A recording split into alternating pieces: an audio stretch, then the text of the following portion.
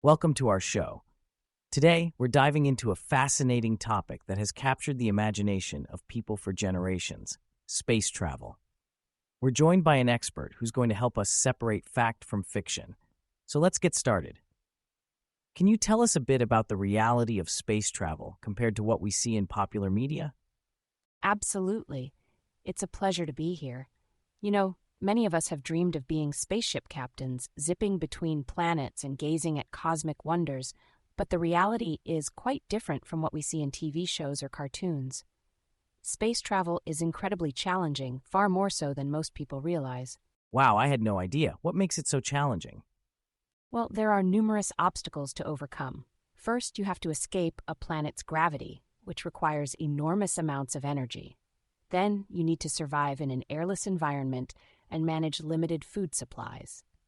But the greatest challenge of all is the sheer vastness of the universe. The vastness of the universe?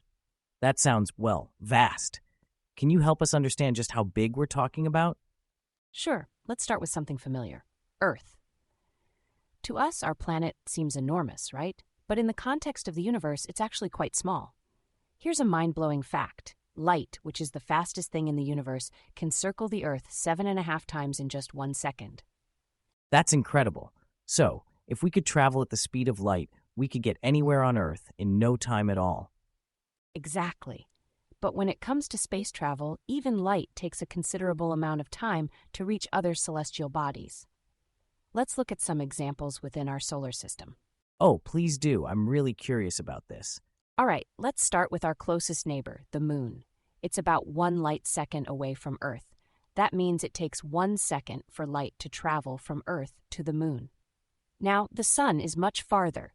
Sunlight takes 8 minutes to reach us, which is over 400 times the distance between Earth and the Moon.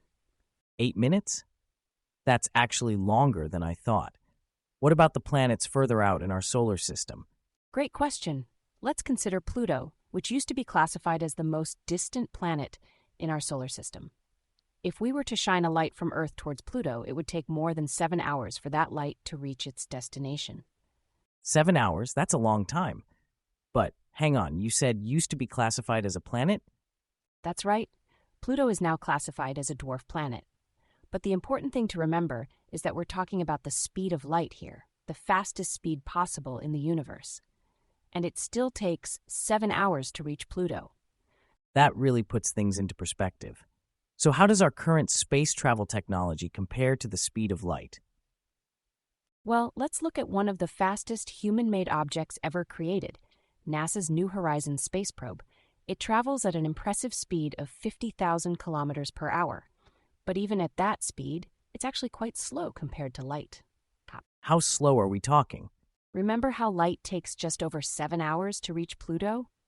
New Horizons took more than 9 years to reach the vicinity of Pluto. It was launched in 2006 and didn't approach Pluto until 2015. 9 years? That's a really long time. It is.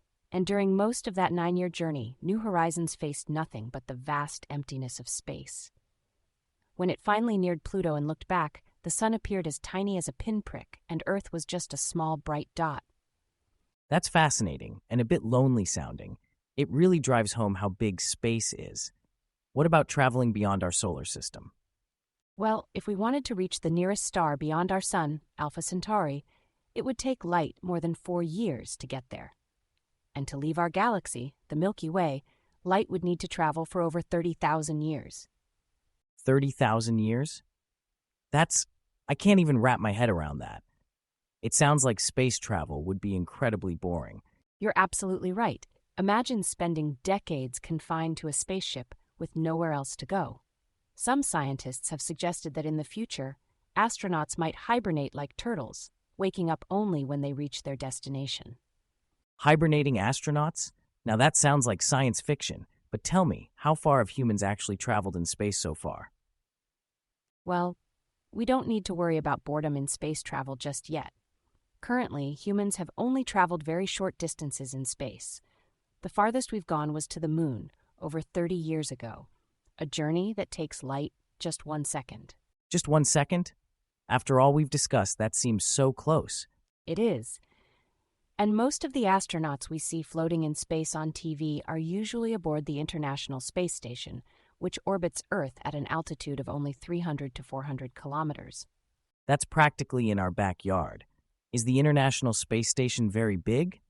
The International Space Station might look small in pictures, but it's actually quite large, about the size of a football field, and houses several astronauts. But you're right, in cosmic terms, it's very close to home. So what's next for human space exploration? Well, NASA has plans to send astronauts to Mars by 2023, less than 10 years from now. It's an exciting time for space exploration. That's amazing. Maybe some of our younger viewers might even become Mars explorers in the future. Absolutely. Who knows what the future holds? The important thing is to keep learning and stay curious about our universe. Well, this has been an incredible journey through space, right from our studio. Thank you so much for sharing all this fascinating information with us. Any final thoughts for our viewers? I just encourage everyone to share what they've learned today with their friends. There's nothing quite like the excitement of gaining new knowledge together, especially about something as awe-inspiring as space. Couldn't agree more. Thank you again for being here, and thank you all for watching. Until next time, keep looking up at the stars.